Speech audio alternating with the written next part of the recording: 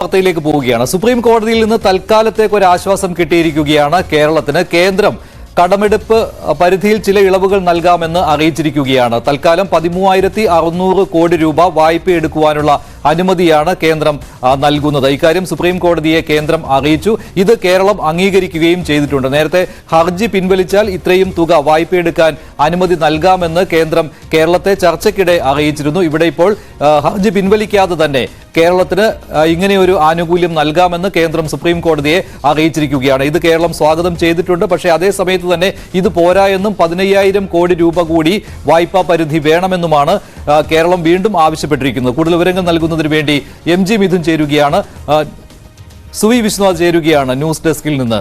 സുവി, ഈ ഹർജിയിൽ ഇപ്പോൾ കേരളത്തിന് തൽക്കാലം ഈ വാദത്തിനിടെയെങ്കിലും ഒരു തൽക്കാല ആശ്വാസം കിട്ടിയിരിക്കുകയാണല്ലോ. എന്താണെന്ന് സുപ്രീം കോടതിയിൽ നടന്നത്?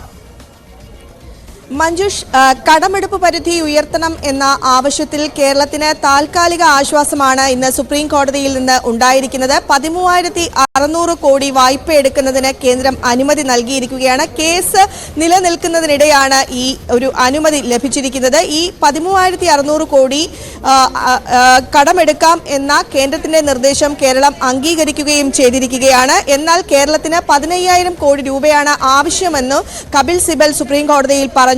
ആ ആവശ്യത്തിന്മേൽ ചർച്ച നടത്തണം എന്നാണ് സുപ്രീം കോടതി പറഞ്ഞിരിക്കുന്നത്. ഇന്ന് തന്നെ ഈ ഒരു ചർച്ച കേന്ദ്രവും കേരളവും തമ്മിൽ ഇന്ന് തന്നെ ഈ വിഷയത്തിൽ ചർച്ച നടത്തണം എന്നാണ് കോടതി നിർദ്ദേശിച്ചിരിക്കുന്നത്.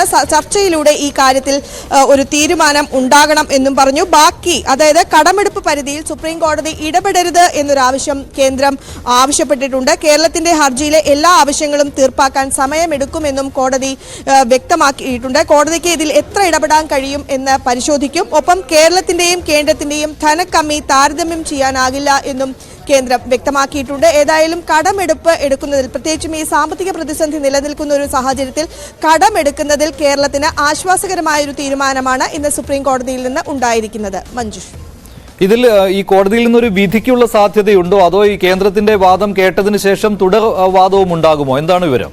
നമുക്ക് ഇതിനെ താൽക്കാലികമായ ഒരു ഉത്തരവ് എന്ന രീതിയിൽ വിലയിരുത്താം. കാരണം തൽക്കാലത്തേക്ക് ഈ കേന്ദ്രം ഈ 13,600 കോടി നൽകാം എന്ന് നിശ്ചയിച്ചിരിക്കുന്ന ഒരു സാഹചര്യമുണ്ട്. ഒപ്പം തന്നെ കൂടുതൽ വേണം എന്ന് കേരളം വാദിക്കുകയും ചെയ്തു. അപ്പോൾ സ്വാഭാവികമായും കേരളത്തിന് അനുകൂലമായ ഒരു തീരുമാനമാണ് സുപ്രീം കോടതിയിൽ നിന്നുണ്ടായിരിക്കുന്നത്. ആ വിഷയത്തിൽ ഒരു ചർച്ച നടത്തണം എന്നാണ് സുപ്രീം കോടതി ആവശ്യപ്പെട്ടിരിക്കുന്നത്. അത് ഇന്ന് തന്നെ ചർച്ചയ്ക്ക് തയ്യാറാകണം. ഒപ്പം തന്നെ ഈ കടമെടുപ്പ് പരിധി സംബന്ധിച്ച്, പ്രത്യേകിച്ചും ക്ഷാമബത്ത, പെൻഷൻ, ആനുകൂല്യങ്ങൾ ഇവ നൽകാനൊന്നും തന്നെ കേരളത്തിന്റെ കയ്യിൽ പണമില്ല.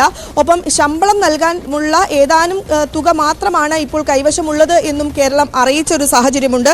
അതുകൊണ്ട് തന്നെ പ്രതിസന്ധി പരിഗണിക്കുന്നത്, കേരളത്തിലെ സാമ്പത്തിക പ്രതിസന്ധി പരിഗണിക്കണം എന്ന് കോടതി നിർദ്ദേശിച്ചിട്ടുണ്ട്. ആ നിർദ്ദേശത്തിന്റെ കൂടെ അടിസ്ഥാനത്തിലാണ് ഒരു ചർച്ച നടത്തണം എന്ന് സുപ്രീം കോടതി കേന്ദ്രത്തോടും കേരളത്തോടും ആവശ്യപ്പെട്ടിരിക്കുന്നത്. അത് പോസിറ്റീവായ ഒരു സമീപനം ഈ വിഷയത്തിൽ ഉണ്ടാകണം എന്നൊരു നിർദ്ദേശവും സുപ്രീം കോടതിയുടെ ഭാഗത്ത് നിന്ന് ഉണ്ടായിട്ടുണ്ട്. മഞ്ജുഷ്, ശരി. സുവി വിശ്വനാഥാണ് വിവരങ്ങൾ നൽകിയത്. എന്തായാലും കേരളത്തിനൊരു താൽക്കാലികമായ ഒരു ആശ്വാസമാണ് ഇന്ന് സുപ്രീം കോടതിയിൽ കണ്ടത്. കേന്ദ്രം 13,600 കോടി രൂപ വായ്പയെടുക്കുവാനുള്ള അനുമതി കേരളത്തിന് നൽകിയിരിക്കുകയാണ്. ഇക്കാര്യം